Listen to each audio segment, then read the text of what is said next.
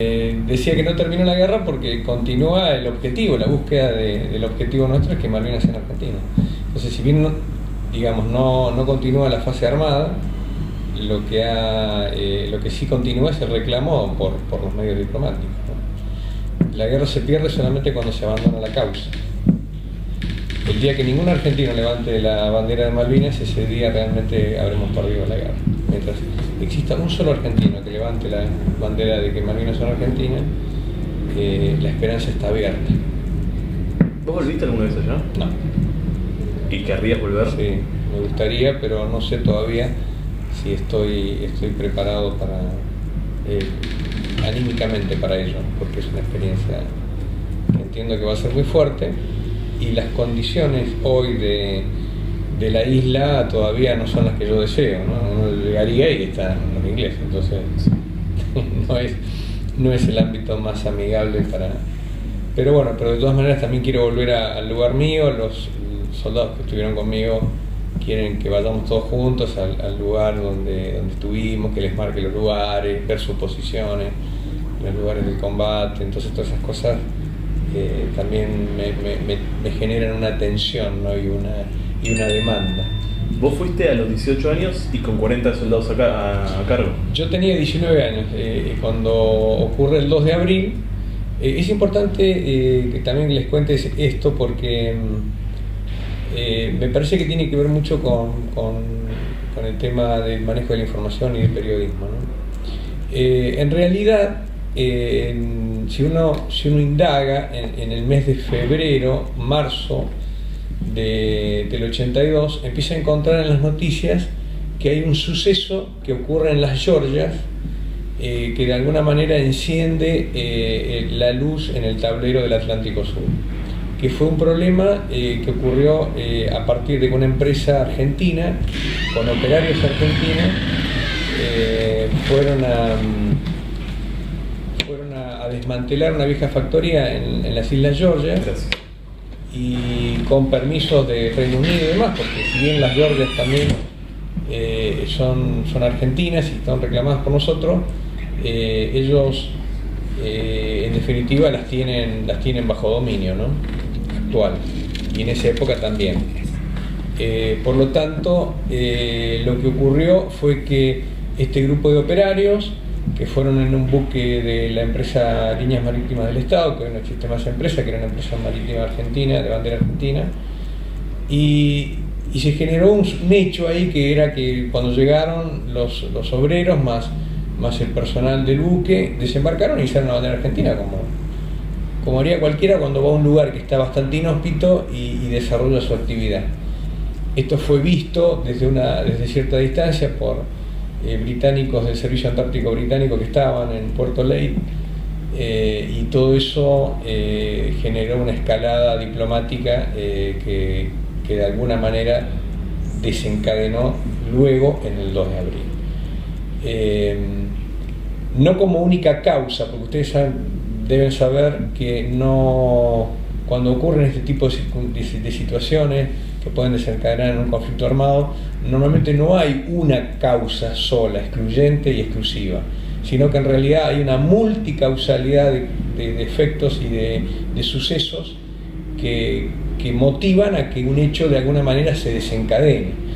Pero este suceso, yo que era muy lector en esa época, me gustaba leer por lo menos los fines de semana un poco el diario. Yo tenía 19 años en 1982, al menos en esos meses, empecé a ver y me llamó la atención porque, bueno, siempre tenía un magnetismo por este tipo de cosas referidas al sur. Y bueno, pero tampoco es que pensé que iba a ocurrir el 2 de abril, o sea, el 2 de abril me sorprendió como al resto de la población. Lo que ocurre es que la gente que quizás estuvo más especializada y siguió con mayor ahínco el tema de Georgia, quizás no le haya generado tanta sorpresa. Sí le generó sorpresa porque de todas maneras la operación del 2 de abril es una operación que tuvo su eje a través del secreto militar para poder hacerla con éxito. Pese a que en realidad algún día se sabrán los detalles, pero el servicio secreto británico fue detectando algunas cosas y obviamente tomaron sus contramedidas, ¿no? El 2 de abril yo estaba cursando cuarto año en el Colegio Militar de la Nación, que es la escuela donde se forman los oficiales del ejército argentino, y como cualquier alumno estaba preparado para transitar un día viernes, porque era un viernes, y con la cabeza puesta en que me iba a ir Franco. Por nosotros teníamos un internado de lunes a viernes, así que mi objetivo era la felicidad que iba a tener al mediodía cuando me iba a ir a tratar de pasarla bien como muchacho joven que éramos, ¿no? Y es decir que las preocupaciones propias del día viernes a la mañana temprano, yo estaba a cargo de lo que era la sala de armas, que era donde se guarda el armamento para hacer las guardias. Así que fui el primero en la compañía, porque eran las 6 menos cuarto de la mañana.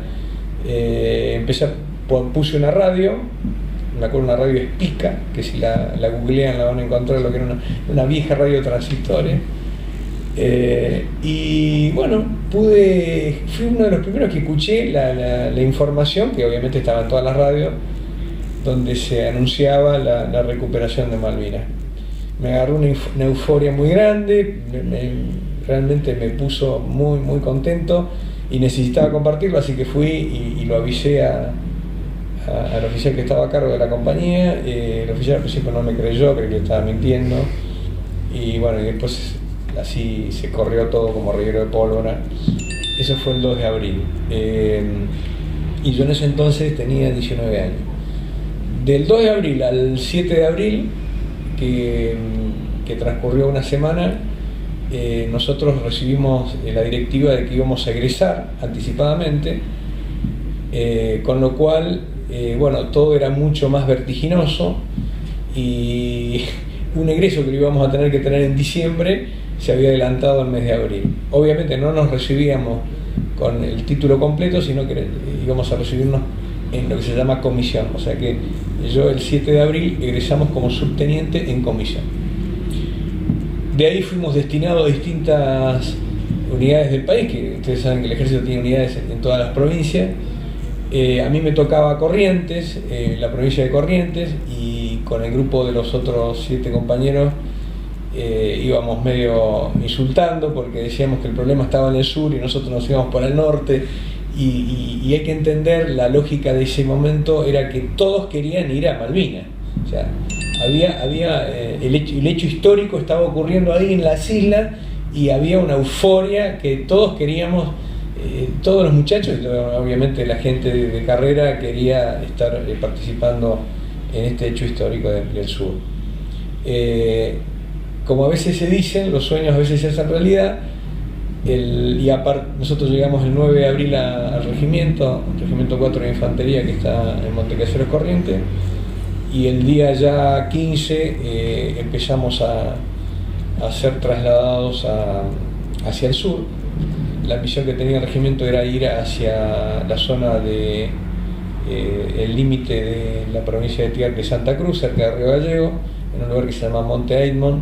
¿Y por qué íbamos para el sur? Porque, bueno, el país vecino de Chile había empezado a trasladar tropas al sur, y eso lamentablemente significó que todas las tropas más aptas, que eran las tropas de montaña que tiene el ejército argentino, quedaron aferradas en la frontera, y las tropas que nosotros, que tal vez no éramos los más aclimatados, que veníamos del litoral, terminamos cruzando las islas. Algo que ocurrió el 27 de abril, así que imagínense que en el lapso casi de 2 semanas la vida nos había cambiado totalmente y estábamos ya llegando a las islas, ¿no? El día 27 llegamos a las 3 de la tarde, y bueno, y a partir de ahí empezó toda una seguidilla de sucesos que toman su máximo clímax el 1 de mayo, cuando se produce el bombardeo estratégico de los bombarderos británicos a la pista de Puerto Argentino, y ese día entendimos que estábamos en guerra, ¿no? que todo era muy, muy complicado. Un día después hunden el crucero General Belgrano, y la cosa se empieza a complicar mucho más desde el punto de vista anímico, y ahí entendíamos que la situación ya no tenía marcha atrás, y que íbamos a tener que finalmente entrar en combate. ese fue el día en que se dieron cuenta de que lo que ustedes pensaban que era y lo que realmente era, Claro, que difería mucho. Claro, exactamente. Que se enfrentaban a algo Hay una tan- disociación y eso tiene que ver un poco con los desencantos entre un hecho eufórico y que naturalmente uno le nace porque el sentimiento patriótico aflora y demás, pero después la cruda realidad hace que bueno, uno empieza a ver que ya la cosa tomaba otro cariz. Hoy y mañana tienen que salir a hacer su ejercicio profesional. Obviamente los primeros momentos, los primeros tiempos tiene una suerte de dificultad, de etapa un poquito más difícil, ¿no? Y bueno, mi preocupación mayor era esa, pero con el correr de los días y la semana las cosas se fueron acomodando, me sentí con confianza plena y todo el grupo, yo tenía 40 soldados y 5 suboficiales, es decir, yo tenía 4 grupos de 10 hombres aproximadamente cada uno. Los oficiales, la mayoría de ellos, salvo uno, el resto eran todos más grandes que yo. Y bueno, confiaron en su subteniente y yo confié en él. Y eso nos hizo muy bien porque nos permitió afrontar todo lo que vino después, que fue muy duro, en mejores condiciones, y realmente nuestro desempeño, cuando uno lo analiza a lo largo del tiempo y haciéndole una vista crítica, realmente fue muy aceptable, ¿no? Por ahí resulta no muy, digamos, ideal que lo diga yo, que soy el protagonista, pero despegándome de esa situación y analizándolo con el tiempo, me doy cuenta que lo que pudimos hacer y lo que hicimos, bueno, estuvo a la altura de las circunstancias que hubieran esperado de nosotros. Los días se fueron haciendo cada vez más complicados y finalmente llegó el día que se entró en combate. El primer ataque que tuvimos un herido. Eso no fue muy conmovedor porque, bueno, era el primer herido que teníamos y nos tocó muy de cerca. Eso fue el 27 de mayo y el día 3 de mayo tuvimos el segundo combate. Ahí murieron 2 compañeros nuestros, 2 soldados. El combate ese quedó medio par, no hubo, digamos, una victoria de alguien porque los ingleses se fueron y nosotros también nos replegamos. Y después el día 8 de junio, ahí fue el bautismo de fuego prácticamente de toda la sección y ahí tuvimos el honor de decir que a los ingleses los rechazamos con un contraataque y realmente fue una victoria para nosotros, lo cual nos generó nos elevó muchísimo la moral, nos hizo sentir muy bien, más allá de las bajas que también tuvimos esa noche, que tuvimos 2 muertos y 2 heridos, pero sentimos que podíamos hacerle daño, como nos estaban haciendo daño ellos a nosotros durante los días previos, desde prácticamente el 27 de mayo hasta esa fecha, hasta entrado junio, el bombardeo era incesante y era desesperante porque no podíamos hacerle nada. Entonces el día que los tuvimos cerca, les tiramos con todo, ¿no? Y ahí vimos la vulnerabilidad que también ellos tenían, porque a veces uno en esa situación donde está todo el tiempo recibiendo agresión, empieza como a magnificarlo al otro y ese día nos sentimos grandes, porque podíamos hacerle frente y lo sacamos del campo de combate. Pero claro, todo esto va acompañado con los dolores de las partidas de los compañeros que se van muriendo y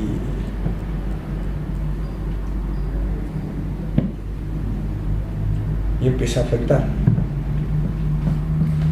¿Qué tanto crees que tu vida y tu carrera hubiese diferido si todo el suceso de Malvinas no hubiese ocurrido nunca? Claro, es muy difícil imaginarse que otra vida que no hubiera sido con esta.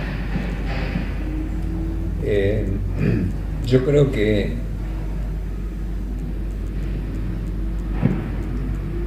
entendí muchas veces que sobreviví a esta guerra porque tenía que dar un mensaje, que es este mensaje que ustedes me permiten y que tal vez nosotros queremos reproducir para que ellos no se olviden. Nosotros decimos que un soldado no muere en batalla, sino que muere cuando el ciudadano, el el compatriota lo olvida. El día que uno lo olvida al soldado, ese día está muerto. Mientras alguien lo recuerde, ellos van a estar vivos. Entonces, es una suerte de responsabilidad que también tenemos, ¿no? De estar transmitiendo un poco este mensaje, que por momentos obviamente me genera mucha emoción, pero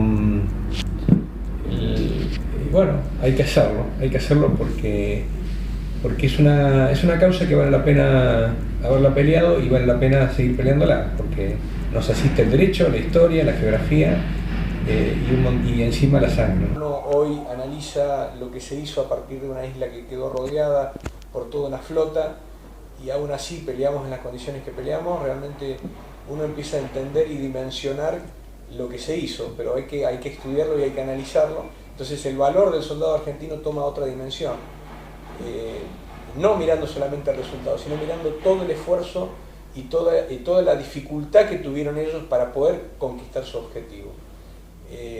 No les fue nada fácil a una de las primeras potencias mundiales con la ayuda de otra potencia mundial que era Estados Unidos. En definitiva peleamos contra la OTAN prácticamente, no solamente contra Gran Bretaña.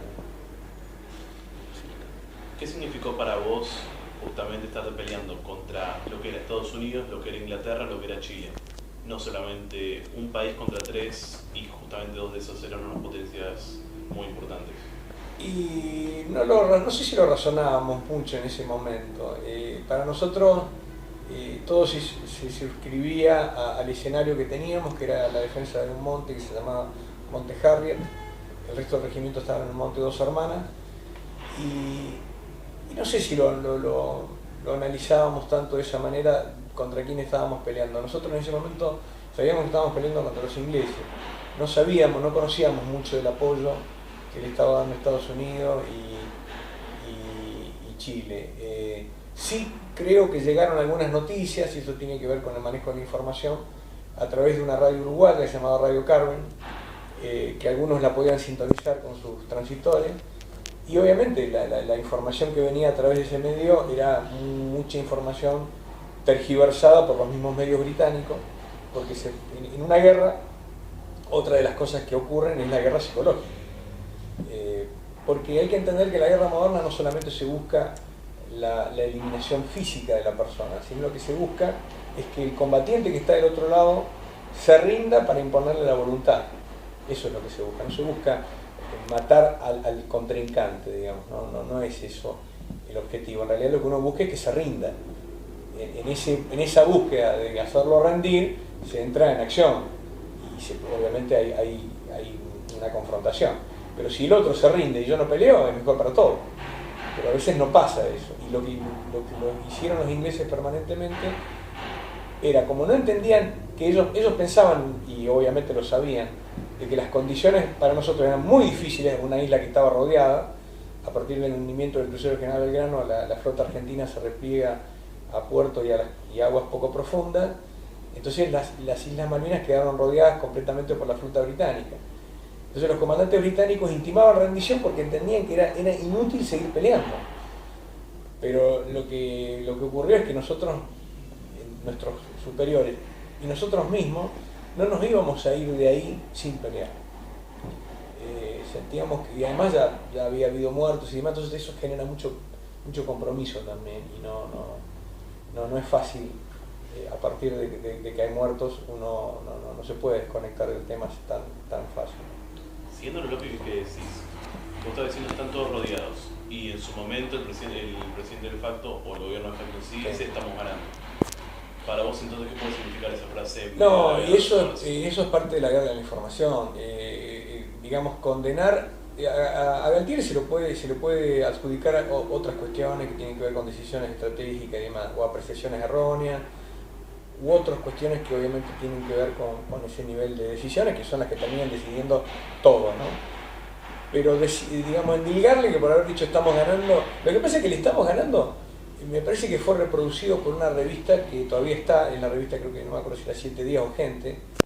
Creo que Gente, pero sí. Claro, hay un cartel grande que dice estamos ganando. Bueno, es parte de la guerra psicológica. Habida cuenta de lo que ustedes están planteando, que por un lado se dice que íbamos ganando y y no es fácil ni decirle toda la verdad al pueblo, porque a veces no se le puede decir toda la verdad, ni tampoco hay que tal vez decir algo totalmente o diametralmente opuesto que haga que qué cosa ocurra. El 14 de junio generó frustración, porque unos días antes estábamos ganando y de golpe perdimos. Claro. Y yo cuando viví en Comodoro, como vos sabrás, escuchaba profesores que habían ido también a la guerra que decían sus familiares les mandaban cajas con comida o con cartas y que no les llegaban. ¿Qué tan así fue? Bueno, no fue tan así. A cartas llegaron porque yo recibí, estando en el frente, si yo no estaba en Puerto Argentino, yo estaba 18 kilómetros de Puerto Argentino, bien en el frente de combate, y a nosotros nos llegaban las cartas que les mandaban a la gente. Es decir, que llegaban a Puerto Argentino, llegaban al correo, eran sacas de cartas, y esas cartas eran repartidas. O sea que las cartas a los soldados llegaban. A mí me llegó una carta de tu mamá en la guerra. Y bueno, y de mi familia también. Entonces, las cartas llegaron. Lo que ocurre, y algunas encomiendas también llegaron. Lo que ocurre es que hay que entender que no hay un sistema logístico como hay acá hoy en día en una actividad normal. No es que van los camiones o van los aviones, aterrizan. No, era una guerra. Y en la guerra los pocos medios de transporte que iban llevaban los elementos estratégicos que se necesitan, que básicamente es comida y municiones. Entonces lo que termina siendo por ahí muy útil para el individuo o quizás para el pueblo, la familia, que con tanto esfuerzo prepara una encomienda y manda, no, sube esto. Es decir, alguien se encarga de decir esto sí, esto no. Pero algunas cosas llegaron y doy fe que así fue, y fue muy importante y muy motivador. Leer una carta en el medio de la guerra era como recibir un WhatsApp en un día de depresión, ¿no? Una cosa muy linda. Y a la hora de hablar de equipamiento, ya sea armamentístico, ropa, comida, ¿cómo se manejaban ese tema? ¿Tenían el Nosotros suficiente? teníamos los equipos que teníamos estándar. Teníamos un abrigo que nos dieron antes en Comodoro, cuando llegamos a Comodoro Rivadavia, que era la campera Duvet, y diría que estábamos bien equipados. Lo que ocurre es que cuando uno está más de 2 meses en la intemperie, no hay equipo medio que resista. La humedad era muy alta, lluvia, frío, temperaturas bajo cero. Dormíamos en una carpita muy elemental, una bolsa cama preparada no para las Malvinas, era preparada para, en el caso nuestro, para otra zona. Estábamos un poco complicados con el equipo, pero no es que estábamos, tan mal. Podríamos decir que estábamos en un 60-70%, si lo tomamos así como el concepto general. Una pregunta. En general, cuando se habla acerca de la gente que volvió de Malvinas, por lo general se dice que se dedicaron a otra cosa. Así como él cuenta que tuvo profesores que fueron de Malvinas, es muy extraño encontrar a alguien que por lo general haya ido a Malvinas. Y hoy en día, digamos, que se siga dedicando a algo dedicado a la milicia. En tu caso, ¿hubo algo que te haya inspirado a seguir o algo que te haya hecho desear seguir en esta carrera? Obviamente yo estaba estudiando me estaba formando para ser un oficial del ejército argentino, es decir, para hacer la carrera militar. En algunos casos, no en muchos, pero yo diría un 10% de los oficiales y suboficiales que fueron a la guerra, a la vuelta de la guerra se fueron del ejército.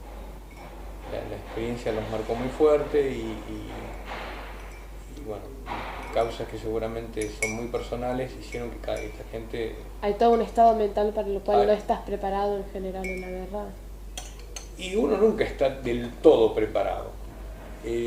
Se prepara, uno entra en entrenamiento, se preparan situaciones difíciles, pero nunca es lo mismo. Nunca es lo mismo. Porque el entrenamiento militar tiene que ver con practicar cosas, pero nunca tenés un enemigo enfrente.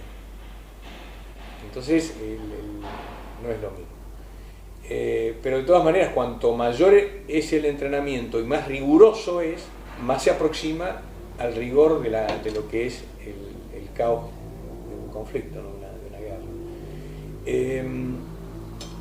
Y decía que algunos se fueron y muchos, yo diría el 90, el 80% de los que fueron del personal de cuadro, que se llaman oficiales y suboficiales, que continuamos en las fuerzas. En mi caso, yo entendí que había vivido una experiencia que me había cambiado y que yo necesitaba transmitir a los que siguieran. Es decir, yo me sentía un privilegiado en algún aspecto, porque había vivido la experiencia y fundamentalmente porque había vuelto. Entonces me sentía que tenía un valor agregado mi capacitación y que esa capacitación tenía que ser transmitida a las generaciones que vinieran.